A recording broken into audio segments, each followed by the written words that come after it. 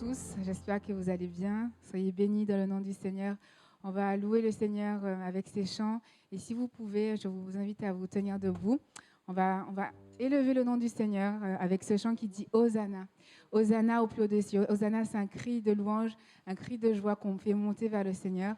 Et c'est le mot qui fait élever le nom du Seigneur. Donc on va prendre ce chant Hosanna au plus haut des cieux. Alléluia.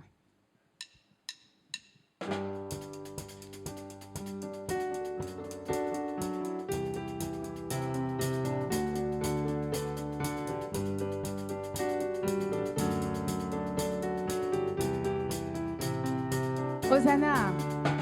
Hosanna, Hosanna, Hosanna au plus haut des cieux. Hosanna. Hosanna, Hosanna, Hosanna au plus haut des cieux. Hosanna encore une fois. Hosanna, Hosanna, Hosanna au plus haut des cieux. Hosanna, Hosanna, Hosanna au plus haut des cieux. Nous célébrons ton nom Nous célébrons ton nom d'un cœur reconnaissant. d'un cœur reconnaissant. Tu es le Seigneur glorieux. Hosanna au plus haut des cieux. Gloire. Gloire, gloire, gloire à Jésus notre roi. Gloire. Gloire, gloire, gloire à Jésus notre roi. Nous célébrons ton nom. Nous célébrons ton nom d'un cœur reconnaissant. Tu es le Seigneur glorieux. Oh, gloire à Jésus notre roi. Hosanna. Hosanna, Hosanna, Hosanna au plus haut des cieux. Hosanna. Hosanna, Hosanna, Hosanna au plus haut des cieux. Nous célébrons ton nom, Seigneur. Nous célébrons ton nom d'un cœur reconnaissant. Tu es le Seigneur glorieux.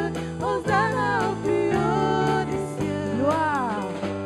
Gloire, gloire, gloire à Jésus notre roi. Gloire, gloire, gloire à Jésus notre roi. Nous célébrons ton nom. Nous célébrons ton nom d'un cœur reconnaissant. Tu es le Seigneur glorieux. Oh, gloire à Jésus notre. Nous célébrons ton nom. Nous célébrons ton nom d'un cœur reconnaissant. Tu es le Seigneur. Tu es le Seigneur glorieux. Oh, gloire à Jésus notre roi. Oh, gloire.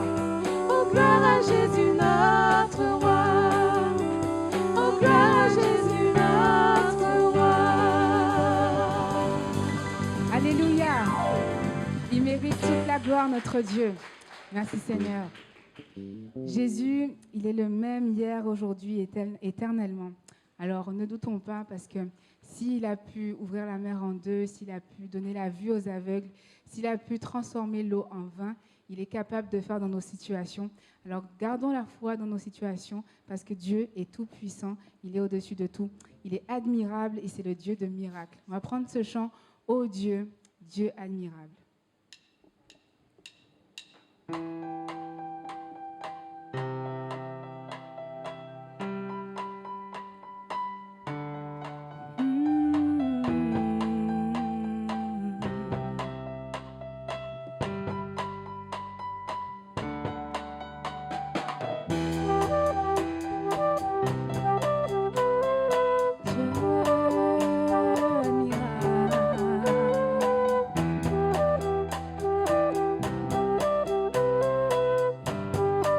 Tu transformas l'eau en vin. Tu transformas l'eau en vin. Toucha les yeux de ta main. Nul n'est comme toi. Comme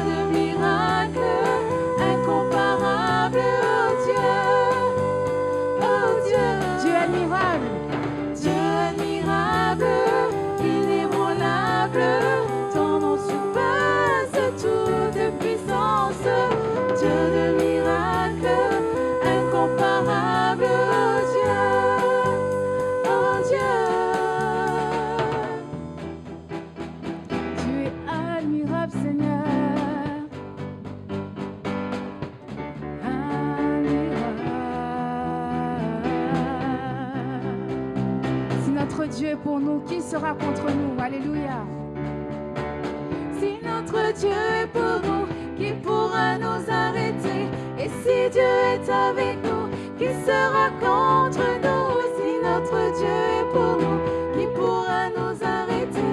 Et si Dieu est avec nous, qui sera contre Dieu. nous? Si notre Dieu est pour nous, qui pourra nous arrêter? Et si Dieu est avec nous, qui sera contre Si notre Dieu, nous? Si notre Dieu est pour nous, qui pourra nous arrêter? Et si Dieu est avec nous, qui sera contre nous? qui sera contre nous? Qui sera contre nous? Dieu admirable, Dieu admirable, inébranlable, ton nom surpasse toute puissance. Dieu de miracles, incomparable, oh Dieu, Dieu admirable, Dieu admirable, inébranlable, ton nom surpasse toute puissance. Dieu de miracles, incomparable, oh Dieu, Dieu admirable, alléluia. Dieu admirable, inébranlable, ton nom surpasse toute puissance.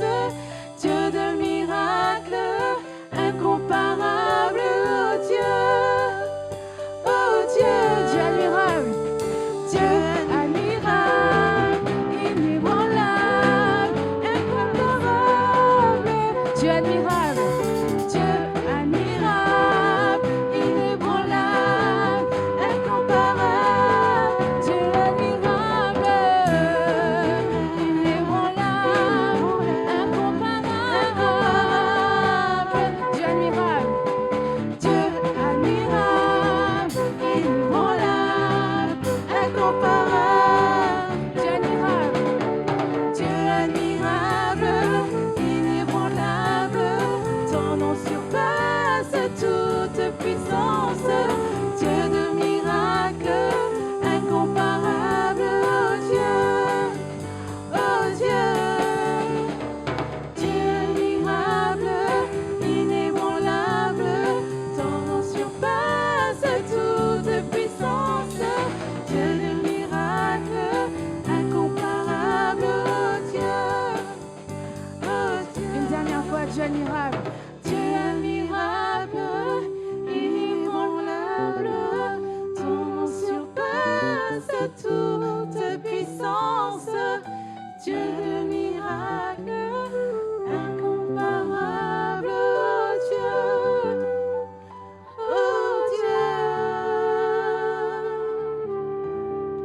alléluia. Il est le Dieu de miracles, il est incomparable. Et il mérite notre reconnaissance, il mérite qu'on le loue, il mérite qu'on l'adore, il mérite qu'on fasse monter vers lui des louanges et de l'adoration. Merci Seigneur pour ce que tu as fait à la croix pour nous. Reçois notre reconnaissance, Seigneur. Alléluia.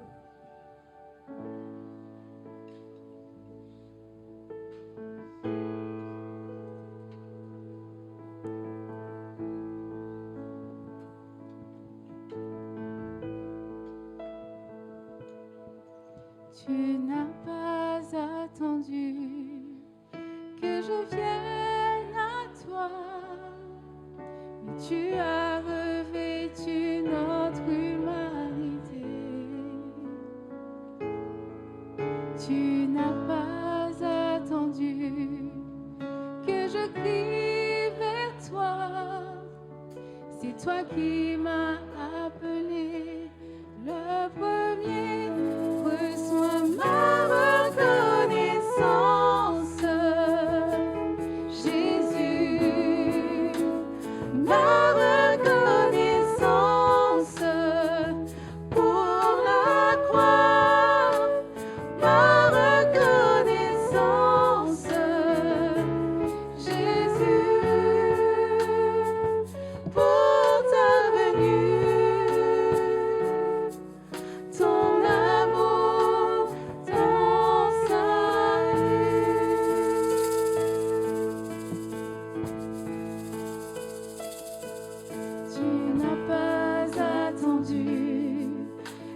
je vienne à toi.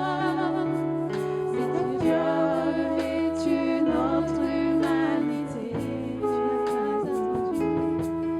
tu n'as pas attendu que je crie vers toi. C'est toi qui m'as appelé le premier. Reçois ma reconnaissance, Jésus, ma reconnaissance pour la croix, ma reconnaissance, Jésus, pour ta venue, ton amour, Ma reconnaissance. reçois ma reconnaissance, Jésus, ma reconnaissance pour la croix, ma reconnaissance, Jésus, pour ta venue, ton amour, ton salut. On va le dire encore une fois, tu n'as pas attendu. Alléluia.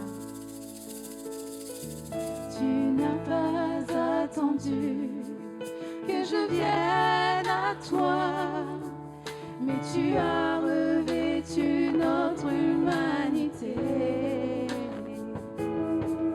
Tu n'as pas attendu que je crie vers toi.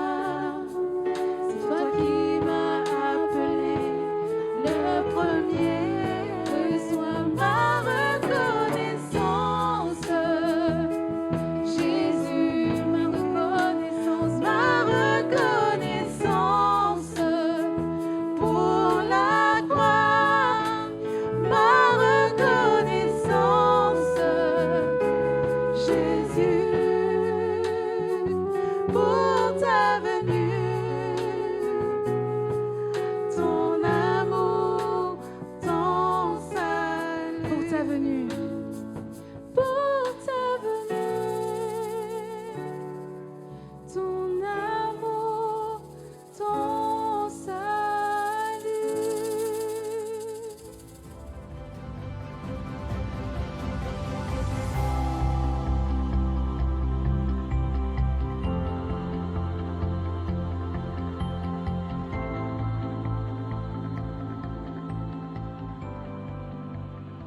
Bonjour à tous. Lisons ensemble dans l'épître de Jacques, le chapitre 3, à partir du verset 1. Mes frères, donc nous n'avons pas de doute, cela concerne donc les chrétiens, les enfants de Dieu, l'Église de Jésus-Christ. Mes frères, qu'il n'y ait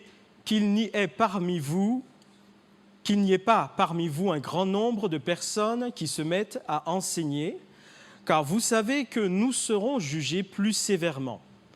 Nous bronchons tous de plusieurs manières. Si quelqu'un ne bronche point en parole, c'est un homme parfait, capable de tenir tout son corps en bride.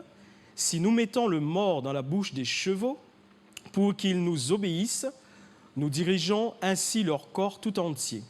Voici même les navires, qui sont si grands et que poussent des vents impétueux, sont dirigés par un très petit gouvernail au gré du pilote. De même, la langue est un petit membre et elle se vante de grandes choses. Voyez comme un petit feu peut embraser une grande forêt. La langue aussi est un feu. C'est le monde de l'iniquité. La langue est placée parmi nos membres, souillant tout le corps et enflammant le cours de la vie, étant elle-même enflammée par la géhenne. Toutes les espèces de bêtes, d'oiseaux, de reptiles et d'animaux marins sont domptées et ont été domptées par l'homme. Mais la langue, aucun homme ne peut la dompter. C'est un mal qu'on ne peut réprimer. Elle est pleine d'un venin mortel. Par elle, nous bénissons le Seigneur notre Père, et par elle, nous maudissons les hommes faits à l'image de Dieu. De la même bouche sortent la bénédiction et la malédiction. Il ne faut pas, mes frères, qu'il en soit ainsi. la source fait-elle jaillir par la même ouverture l'eau douce et l'eau amère? Un figuier, mes frères, peut-il produire des olives ou une vigne des figues? De l'eau salée ne peut pas non plus produire de l'eau douce. Et voilà, nous nous arrêtons ici pour cette lecture. Alors, je vais parler ce matin de pouvoir, car nous avons des pouvoirs. Nous avons des pouvoirs. Par exemple, dans Luc chapitre 10, verset 19, Jésus nous confère par son autorité donc le pouvoir de marcher sur les serpents, sur les scorpions, sur toute la puissance des ténèbres, afin que rien ne puisse nous nuire. Et c'est un pouvoir que nous devons exercer, parce que le monde des ténèbres est en guerre contre nous, parce que nous sommes l'Église de Jésus. Nous représentons Jésus-Christ, donc, au sein de cette terre, au milieu de ce monde. Et je vous invite, si vous n'avez pas l'habitude de le faire, alors que quelquefois l'ennemi vient vous bousculer, d'exercer cette autorité et ce pouvoir donc, que Jésus vous confère. Christ en nous, l'espérance de la gloire, et avec Dieu nous ferons des exploits au nom de Jésus-Christ. Mais ce matin, nous ne parlerons pas de ce pouvoir. Nous en avons d'autres de pouvoirs. Nous en avons un que nous pouvons exercer par un tout petit membre que Dieu a placé dans notre corps. Et ce petit membre, c'est notre langue. Et nous devons faire très attention de la manière dont nous exerçons le pouvoir par l'intermédiaire de ce petit membre. Parce que la parole de Dieu nous dit en Proverbe 18, 21, « La mort et la vie sont au pouvoir de la langue. » La mort et la vie. Quiconque l'aime en mangera les fruits. C'est-à-dire qu'en fonction de ce qui sort de notre bouche, de ce que nous déclarons, de ce que nous annonçons, nous apportons soit la vie ou nous apportons soit la mort. Ce n'est donc pas un pouvoir à négliger, parce que le but, l'objectif et les conséquences ne sont pas les mêmes en fonction de la manière dont nous exerçons ce pouvoir par ce petit membre qui est donc la langue.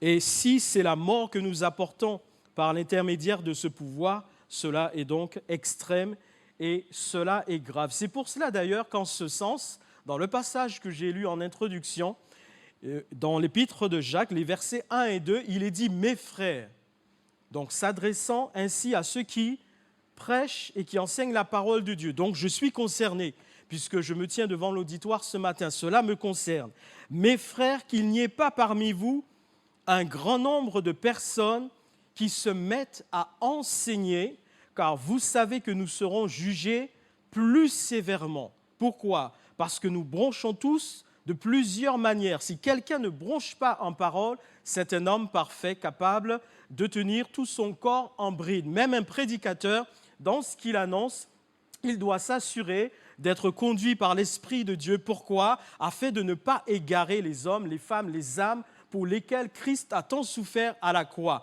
Le but, c'est de sauver le maximum. Jésus a quitté toute sa gloire dans son ciel. Il est venu, revêtu donc exactement comme un homme, ayant accepté d'être incarné dans un homme. Il est venu pour secourir ceux qui étaient perdus, pour délivrer les captifs. Il est venu pour donner la vie là où il y avait la mort. Et donc un prédicateur doit faire très attention, parce que si ce qu'il prêche conduit les gens à la mort, alors il aura à en répondre devant Dieu de ce qu'il aura enseigné. Et même lorsque cela ne conduit pas à la mort, il peut aussi prêcher des choses qui n'aident pas les chrétiens à mener une vie correcte. Il peut prêcher des choses qui ouvrent dans la vie des chrétiens une permissivité que Dieu n'accorde pas et qui permettra à ce moment-là aux chrétiens de mener une vie de mauvaise qualité, de par la volonté de Dieu, une vie de mauvaise qualité. Donc, même si cela ne conduit pas à la mort ce qu'il prêche, mais il doit quand même faire attention, parce qu'il impacte la vie donc, des auditeurs d'une manière positive ou alors d'une manière donc, négative. Et ainsi, en Actes 20, 29, 30, justement, l'apôtre Paul, il avertissait les chrétiens, il leur disait, parce qu'il allait se séparer d'eux, et il les mettait en garde. Il leur disait « Je sais qu'il s'introduira parmi vous. Et cela est aussi vrai aujourd'hui au milieu, donc au sein des communautés chrétiennes. Il y a quelquefois des personnes qui nous visitent, des personnes qui viennent au sein des communautés chrétiennes, mais pas avec de bons objectifs. Je sais qu'il s'introduira parmi vous, après mon départ, des loups cruels qui n'épargneront pas le troupeau. Et c'est pour cela que justement, et je fais appel encore aux anciens de la communauté, les anciens sont là pour surveiller le troupeau afin que lorsqu'ils repèrent un loup ravisseur, ils puissent faire le nécessaire pour chasser ce loup. Il s'introduira des loups cruels qui n'épargneront pas le troupeau et qu'il s'élèvera du milieu de vous des hommes qui enseigneront des choses pernicieuses pour entraîner les disciples après eux. Donc une chose pernicieuse, c'est une chose forcément qui conduit à l'égarement et qui peut même conduire donc à la perdition donc éternelle. Alors que devons-nous faire? La Bible qui a été écrite afin de nous apporter toutes les instructions utiles, nécessaires pour que nous soyons victorieux en Jésus-Christ, en attendant son prochain retour, il nous recommande de faire comme des chrétiens de Bérée. Les chrétiens de Bérée, c'était dans Actes 17, 11, 12, des chrétiens qui, lorsqu'ils entendaient la parole de Dieu, leur cœur était disposé, ouvert pour tout ce qui venait de la part de Dieu, et ils recevaient cette parole donc avec de bons sentiments, avec de bonnes dispositions. Leur but était d'être instruits, d'être enseignés de tout ce qui concerne Dieu et de progresser pour une bonne marche chrétienne. Mais ils ne faisaient pas que cela. Ils reçurent la parole avec beaucoup d'empressement et ils examinaient chaque jour les Écritures pour voir si ce qu'on leur disait était exact. Et donc cela nous est fortement recommandé. Nous devons examiner si ce que nous entendons donc est exact de la parole de Dieu, particulièrement en ce moment et depuis quelques années où sur Internet, via les réseaux sociaux, nous avons pléthore donc d'enseignants, de ministères. Nous n'avons pas toujours la connaissance de l'origine de ces ministères, nous les voyons simplement sur Internet, mais nous devons examiner avec le livre de la vérité, examiner donc si ce que nous entendons vient bien de l'Esprit de Dieu, de la parole de Dieu, d'un ministre qui est vraiment revêtu de l'onction donc de Dieu. Alors, dans cette vie ici-bas, avec la petite langue qui est dans notre corps, puisqu'il est dit c'est un petit membre, il y a des circonstances où nous ne pourrons pas nous empêcher de parler. C'est normal, il y a des circonstances où nous devons expliquer des choses, cela peut prendre du temps et nous parlerons assez conséquemment. Mais il y a d'autres circonstances et c'est là donc une solution déjà pour éviter de pécher par notre langue. Pour éviter que nous puissions pécher avec notre langue, eh bien, lorsque cela est possible, nous devons nous abstenir de parler. C'est déjà une première solution. Lorsqu'il n'est pas nécessaire de parler, abstenons-nous. Regardons ce que dit Proverbe 10, 19. Celui qui parle beaucoup ne manque pas de péché. Comme il parle beaucoup, à un moment donné, il peut perdre la maîtrise de ce qu'il est en train de dire. Ou alors, en fonction de l'interlocuteur qu'il a en face de lui, cet interlocuteur peut le conduire dans une conversation autre que le sujet du début. Et s'il se laisse prendre à ce jeu et que lui aussi il parle beaucoup, il peut alors commencer donc à s'égarer dans ce qu'il dit. La Bible dit quand on parle trop, parce que le parler beaucoup c'est de comprendre, il s'agit du fait de parler trop. Donc celui qui parle beaucoup ne manque pas de péché. À un moment donné, s'il ne fait pas attention, avec tout ce qu'il pourra échanger avec d'autres personnes, il pourra donc pécher. Et c'est pour cela que je disais que la solution à ce moment-là, si on se rend compte qu'on parle trop, c'est de s'abstenir, mais celui qui retient ses lèvres est un homme prudent. Donc la prudence dans ce domaine, lorsque ce n'est pas nécessaire de parler trop, c'est de retenir ses lèvres, de garder la bouche fermée. Quelquefois, vous parlez avec quelqu'un, vous discutez, et puis vous sentez tout de suite que les choses s'enveniment et que ça finira par une querelle. Alors il vaut mieux tout de suite couper court, s'abstenir. Il faut arrêter de parler. Le trop de paroles nous conduira à nous égarer. Et la querelle, vous savez, elle nous conduira toujours à pécher. Il n'y a pas une personne qui est en train de se quereller et qui ne pêche pas. Et ça arrive aux chrétiens également. Toute personne qui se querelle est en train de pécher. Parce que c'est une attitude, un comportement qui n'est pas conduit et inspiré par l'Esprit de Dieu. C'est notre chair qui prend le dessus à ce moment-là. Et notre chair qui est opposée à l'Esprit nous conduira donc à dire des choses qui sont contraires à l'Esprit et à la volonté de Dieu. C'est ce que dit Proverbe 26-20. Faute de bois, le feu s'éteint. Donc là, c'est lorsqu'on sait s'abstenir. On sait donc ne pas envenimer les choses, ne pas alimenter une querelle. Faute de bois, le feu s'éteint.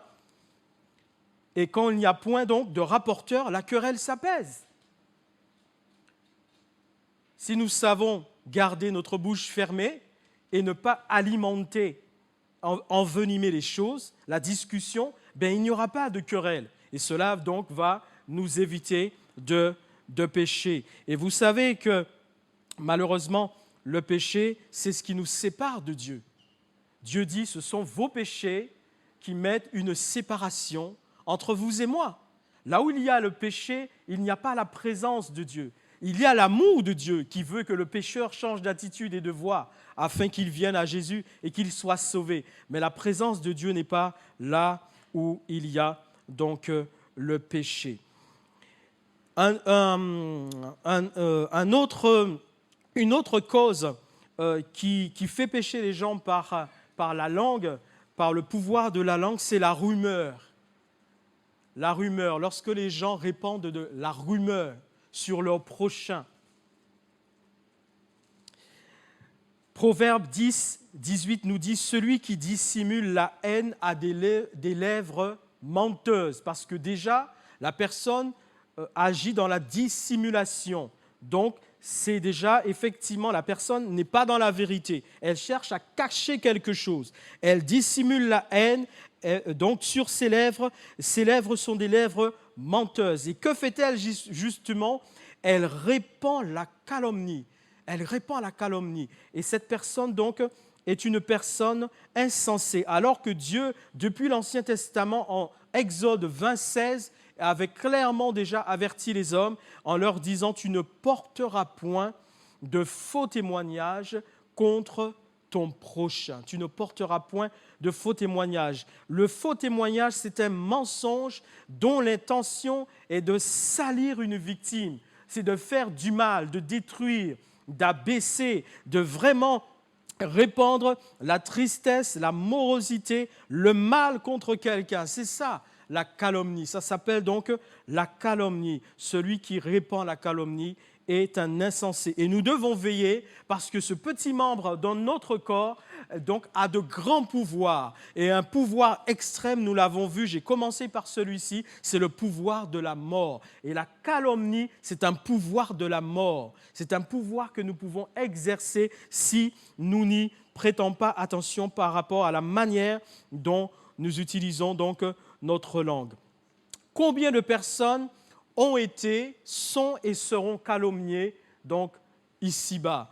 Combien de personnes sont victimes de la calomnie, notamment sur les réseaux sociaux? Et beaucoup de personnes ayant été victimes, qui sont victimes ou qui seront victimes, donc perdent la vie. Ont perdu la vie, perdent la vie et perdront la vie à cause de la calomnie, à cause des mensonges qu'on a répandus sur ces personnes, notamment à travers donc, les réseaux sociaux. Et vous voyez, ceux qui se sont adonnés à de telles choses n'ont pas utilisé d'armes offensives pour aller les attaquer. Ces personnes n'ont pas utilisé un couteau, un fusil, une épée, non. Elles ont utilisé leur langue.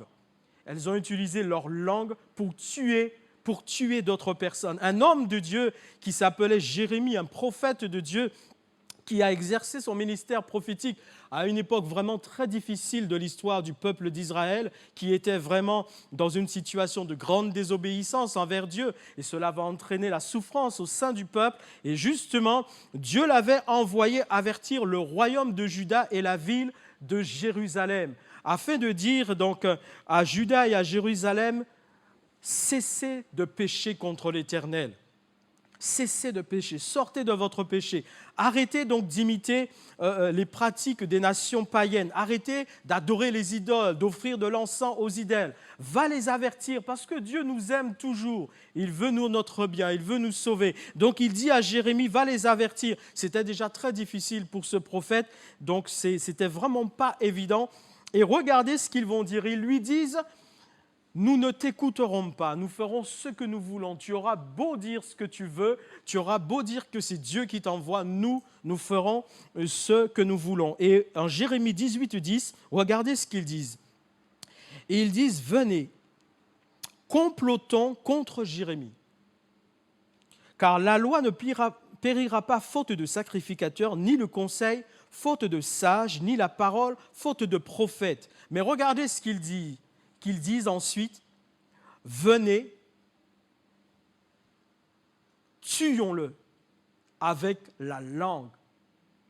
Venez, tuons-le avec la langue. Ne prenons pas garde à tous ces discours. Donc, ils ont clairement exprimé le but, l'objectif qu'ils avaient. Ce qu'ils voulaient, c'était détruire ce prophète, parce que ce prophète les dérangeait à travers donc les messages que Dieu leur envoyait par l'intermédiaire de Jérémie. Cela les dérangeait fortement parce qu'ils voulaient faire ce dont ils avaient envie. Et ils décident de le détruire. Mais de quelle manière? Non pas en le lapidant, ils auraient pu dire là, allez, prenons des pierres, surveillons-le lorsqu'il ne sera pas sur ses gardes et nous allons le lapider. Venons avec des bâtons, nous allons le tenir, nous allons le capturer, nous allons l'emmener quelque part où personne ne voit et nous allons le tabasser, nous allons le tuer, nous allons le détruire. Non, ils n'ont pas dit cela. Ils ont dit venez et tuons-le avec la langue. Avec la langue. C'est-à-dire qu'ils allaient répandre quoi sur cet homme? La calomnie, la médisance, le mal de toutes sortes, avec le pouvoir qu'il y a dans la langue d'apporter la mort. Car la langue a ce pouvoir, malheureusement, d'apporter donc aussi la mort. C'est pour cela que Dieu nous met en garde, même nous en tant qu'enfants de Dieu.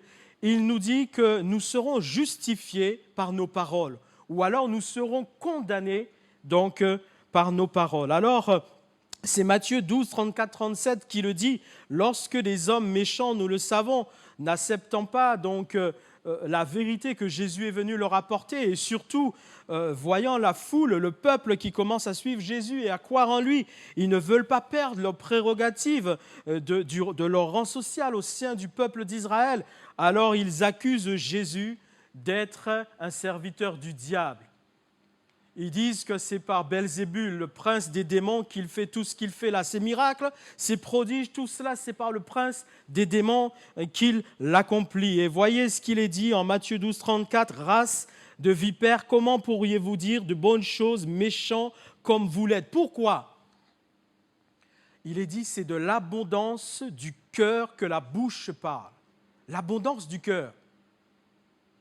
L'homme bon tire de bonnes choses de son bon trésor. Lorsque la langue est exercée et qu'elle émet donc une pensée, une parole, ce qu'elle émet sort de notre cœur. Si ce qu'il y a dans notre cœur est bon, nous avons un bon trésor.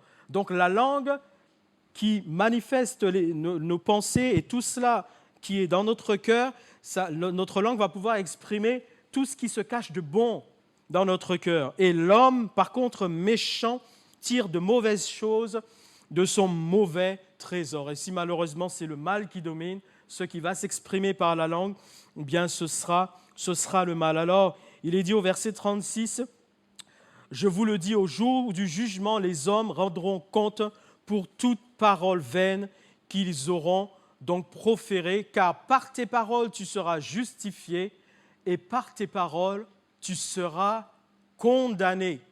Nos paroles peuvent nous justifier, nos paroles peuvent nous condamner. Et si par notre langue, nous exerçons le pouvoir qui apporte la mort, ce sont des paroles qui peuvent nous condamner. Alors nous devons nous repentir devant notre Seigneur Jésus-Christ, lui demander pardon, et il est un bon exercice à faire régulièrement dans sa vie chrétienne. C'est lorsqu'on va se coucher le soir, c'est de toujours demander pardon à Dieu pour tout ce que nous avons pu faire de mal dans la journée. Parce que nous ne maîtrisons pas tout et il y a des choses qui nous échappent. Une pensée, une parole, une action qui n'a pas été dans la gloire et la volonté de Dieu. Il est bon, Seigneur, pardonne-moi. Ce jour se termine, tu m'as fait grâce, je suis encore là, tu m'as béni, tu as pourvu à tous mes besoins, mais aussi je veux m'humilier devant toi et je reconnais que tu dis que tout homme bronche d'une manière ou d'une autre. Je te demande pardon, Seigneur Jésus, de tout ce qui a pu se passer de mal dans ma vie. Fais-moi grâce, sanctifie-moi par ton sang, lave-moi, purifie-moi, ôte mes scories, ôte mes souillures par ton sang précieux. Alors ces hommes-là, par la parole, parce que nous pourrions croire que, je vais parler du fait de consommer le péché, parce que la Bible dit que c'est la consommation du péché qui conduit à la mort. Alors ces hommes-là, nous pourrions penser que comme ils ont simplement parlé, ce qu'ils ont dit ne pouvait pas les condamner. Il y a des cas où la parole prononcée, même sans action de notre part, elle va nous condamner. Ces hommes-là, c'était le cas. Regardez, Jacques 1, 13, 15, que personne, lorsqu'il est tenté, ne dise « c'est Dieu qui me tente ». Car Dieu ne peut être tenté par le mal. Il ne tente lui-même personne, mais chacun est tenté quand il est attiré et amorcé par sa propre convoitise. Puis la convoitise, lorsqu'elle a conçu, enfante le péché, et le péché étant consommé, produit la mort. La consommation du péché conduit à la mort. Donc on peut croire que c'est seulement une fois qu'on a accompli un acte, comme on a réellement accompli l'acte du péché, ça va nous conduire à la mort. Non, ce n'est pas seulement en accomplissant un acte, parce que ces hommes-là, c'était par leurs paroles qu'ils s'étaient condamnés. Parce qu'ils avaient commis ce qui s'appelle le blasphème contre l'Esprit Saint, le blasphème contre le Saint-Esprit, le seul péché pour lequel il n'existe aucun pardon. Donc, par la parole, ils n'avaient pas commis d'acte, ils n'avaient pas été prendre effectivement des pierres pour lapider Jésus. Ils ne lui ont pas tendu un piège quelque part pour essayer de lui ôter physiquement la vie. Mais la parole qu'ils avaient annoncée les avait condamnés définitivement. Ces hommes étaient perdus à jamais. Ils avaient blasphémé contre le Saint-Esprit. Ils avaient exercé leur langue à apporter donc le pouvoir de la mort. Et ce pouvoir de la mort s'est retourné contre eux parce que le blasphème contre le Saint-Esprit condamne à jamais une personne. Et donc, c'est ce qui leur arrivera. Alors, nous allons maintenant regarder, et heureusement que la langue n'a pas uniquement comme possibilité d'exercer le pouvoir de la mort. Heureusement, la langue aussi a le pouvoir d'exercer donc a la possibilité d'exercer le pouvoir de la vie, le pouvoir de la vie. Et donc, c'est ce sur quoi nous devons nous focaliser. C'est ce qui doit nous intéresser. C'est la vie que Jésus est venu apporter. Et à travers nous, il veut aussi nous utiliser en tant qu'instrument de Dieu pour que nous aussi, nous apportions la vie. Alors, pour exercer ce pouvoir, c'est-à-dire le pouvoir qui va consister par notre langue à apporter la vie, il est obligatoire de se pencher sur un commandement nouveau. C'est Jésus même qui va le dire. Quand il est venu, quand il s'est adressé à ses disciples, il leur a dit en Jean 13, 34, 35, « Je vous donne un commandement nouveau. Je vous donne un commandement nouveau. Aimez-vous les uns les autres comme je vous ai aimé. Vous aussi aimez-vous les uns les autres. À ceci, tous connaîtront que vous êtes mes disciples, si vous avez de l'amour les uns pour les autres. » Alors, Jésus dit un commandement nouveau parlant du fait de s'aimer les uns les autres. Est-ce à dire qu'avant que Jésus ne vienne, les hommes ne devaient pas s'aimer? Est-ce que les hommes devaient se faire la guerre, ne pas s'aimer, ne pas se respecter? puisque Jésus dit c'est un commandement nouveau parlant du fait de s'aimer les uns les autres. Non. Même avant que Jésus ne vienne, Dieu avait toujours enseigné aux hommes qu'ils devaient s'aimer, qu'ils devaient se respecter, s'honorer, prendre soin les uns des autres. Pourquoi Jésus dit-il un commandement nouveau? Souvenons-nous que Jean 1,17 nous dit que la loi a été donnée par Moïse, mais la grâce et la vérité sont venues par Jésus-Christ. La loi, c'est Moïse, venant de Dieu toujours. Mais la grâce et la vérité, c'est Dieu réellement manifesté au milieu des hommes en tant qu'homme. Maintenant, il rétablit les choses dans le bon ordre, dans le bon sens. Parce que pourquoi? Dans la loi, qui était qu'un pédagogue pour éduquer les hommes, en attendant que Jésus ne vienne, il y avait certaines choses qui étaient permises. Ce n'était pas tout à fait ce que Dieu voulait pour les hommes. Mais comme Jésus n'était pas encore venu, que la grâce et la vérité n'étaient pas réellement venues se manifester au milieu des hommes, en Jésus-Christ, certaines choses étaient permises. Regardons Exode 22, 21, 25. Si des hommes se querellent et qu'ils heurtent une femme enceinte et la fassent accoucher, donc là nous sommes dans l'Ancien Testament, nous sommes dans la loi de Moïse, sans autre accident, ils seront punis d'une amende imposée par le mari de la femme.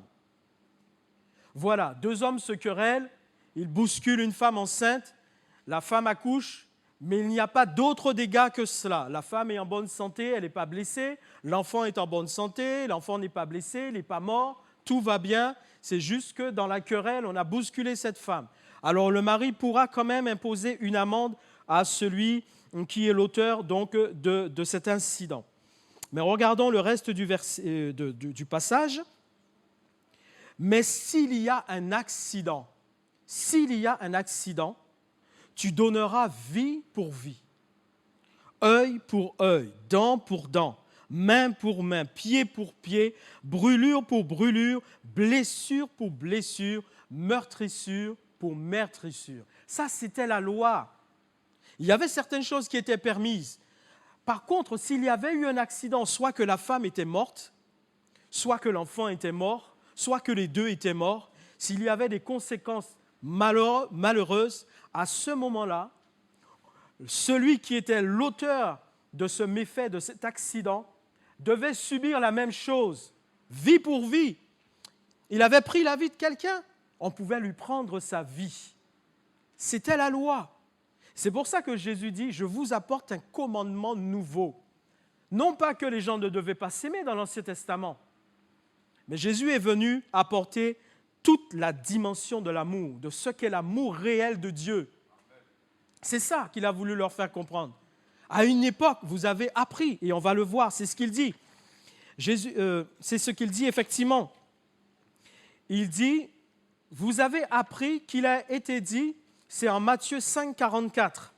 Vous avez appris qu'il a été dit, tu aimeras ton prochain et tu haïras ton ennemi. C'est parce qu'il y avait une époque où justement on pouvait rendre vie coup pour coup. Mais il dit, vous avez appris qu'il a été dit, tu aimeras ton prochain et haïras ton ennemi dans la loi. Mais moi, je vous dis, je vous apporte un commandement nouveau. Moi, je vous dis, aimez vos ennemis. Bénissez ceux qui vous maudissent. Faites du bien à ceux qui vous haïssent. Priez pour ceux qui vous maltraitent et vous persécutent, afin que vous soyez fils de votre Père qui est dans les cieux, car il fait lever son soleil sur les méchants et sur les bons, et il fait pleuvoir sur les justes et les injustes. C'est-à-dire que là, Jésus est en train de leur dire, maintenant, il n'est plus question de rendre coup sur coup. Il n'est plus question, parce que quelqu'un a commis quelque chose qui est grave, et ne serait-ce que prendre la vie d'une autre personne, mais il n'est plus question maintenant de faire payer à la personne de la même manière par rapport à ce qu'elle a fait. C'est là le commandement nouveau. C'est toute la dimension de l'amour de Dieu qui se manifeste au milieu des hommes pour leur dire, en fait, je suis venu maintenant vous révéler vraiment ce qu'est l'amour. Si à une époque, il y avait des choses permises, maintenant, dans l'amour authentique, véritable de Dieu, vous ne devrez plus rendre les coups. Il n'est plus question de œil pour œil, dent pour dent. Maintenant, au contraire, vous allez bénir vos ennemis. C'est ainsi que vous serez fils de votre Père, fille de votre Père qui est dans les cieux. Vous allez bénir vos ennemis. Vous allez prier pour vos ennemis. Vous allez donner à vos ennemis à manger et à boire. C'est ça le commandement donc nouveau. Parce que l'amour de Dieu, c'est l'amour qui est patient, plein de bonté. 1 Corinthiens 13, 4, 8. Point envieux, qui ne se vante point, qui ne s'enfle point d'orgueil, qui ne fait rien de malhonnête, qui ne cherche point son intérêt, qui ne s'irrite point, qui ne soupçonne point le mal, qui ne se réjouit point de l'injustice, qui se réjouit de la vérité, qui excuse tout, qui croit tout, qui espère tout, qui supporte tout. Et l'amour ne périra jamais. Dieu est amour et Dieu est éternel. Donc voilà pourquoi l'amour ne périra jamais. Et nous sommes appelés à vivre éternellement avec Dieu. Donc c'est par amour que nous allons vivre avec Dieu. Parce que tout ce que Dieu fait, il le fait par amour. Alors il nous invite maintenant à exercer cet amour dès ici-bas, dès maintenant, pour que nous puissions ensuite entrer dans cet amour éternel. C'est là le commandement nouveau et c'est ce qui va nous préserver d'exercer avec notre langue le pouvoir de la mort. Si nous nous focalisons sur la recherche de l'amour de Dieu, l'amour véritable, alors avec notre langue, le seul pouvoir que nous prendrons plaisir à exercer, ce sera le pouvoir qui apporte la vie. Le pouvoir qui apporte la vie. Et je termine ainsi, donc, en Romains 13, 8, 10, ne devez rien à personne, rien, si ce n'est de vous aimer les uns les autres, car celui qui aime les autres a accompli la loi. Ce n'est pas la loi de Moïse quand il dit cela, bien qu'il fait référence à la loi de Moïse. Mais celui qui aime les autres a accompli la loi, c'est-à-dire qu'il a compris et qui sait manifester maintenant la loi authentique et véritable de Dieu. Lorsqu'il sait aimer les autres, alors il manifeste la véritable loi de Dieu qui est l'amour qui surpasse toute chose. Ainsi, en effet, les commandements, tu ne commettras point d'adultère, tu ne tueras point, tu ne déroberas point, tu ne convoiteras point, et ce qu'il peut encore y avoir se résume dans une parole. Tout cela est résumé dans une seule parole, tu aimeras ton prochain comme toi-même. L'amour ne fait point de mal au prochain, alors l'amour est donc l'accomplissement de la loi. C'est l'amour qui est l'accomplissement de la loi. C'est par l'amour qu'on peut accomplir la loi de Dieu. Ce n'est pas en ayant plein de connaissances, plein de théologie, parce qu'il y a des gens qui se plaisent à ça. Hein. Ils se plaisent avec la théologie, à vous faire de grandes démonstrations sur différents sujets. Ils vous expliquent beaucoup de choses. Mais est-ce qu'ils ont l'amour qui est l'accomplissement de la loi? L'amour véritable qui vient de Dieu, c'est là le véritable accomplissement donc, de la loi de Dieu. Et elle nous permettra ainsi à exercer qu'un des deux pouvoirs de la langue, ce sera le pouvoir de la vie. Amen. Seigneur Jésus. Christ roi, Jésus, tu es amour de toute éternité. Cet amour nous dépasse parce que lorsque nous voyons ce que tu as supporté pour nous sauver, c'est vrai, nous ne comprenons pas tout, Seigneur. Cet amour nous dépasse. Mais une chose, si nous sommes conscients et que nous te disons oui, c'est toi que nous voulons suivre et c'est ta volonté que nous voulons faire, alors nous te demandons et te supplions de nous aider à avoir en nous ton amour et à manifester envers notre prochain ton amour. Aide-nous, Seigneur. Tu vois nos faiblesses, tu vois là où nous sommes défaillants. Nous avons besoin d'exercer ton amour. Nous avons besoin d'avoir ton amour en nous. Nous t'en supplions de nous secourir. Christ roi, merci de nous secourir et que toute la gloire te revienne au siècle des siècles. Amen.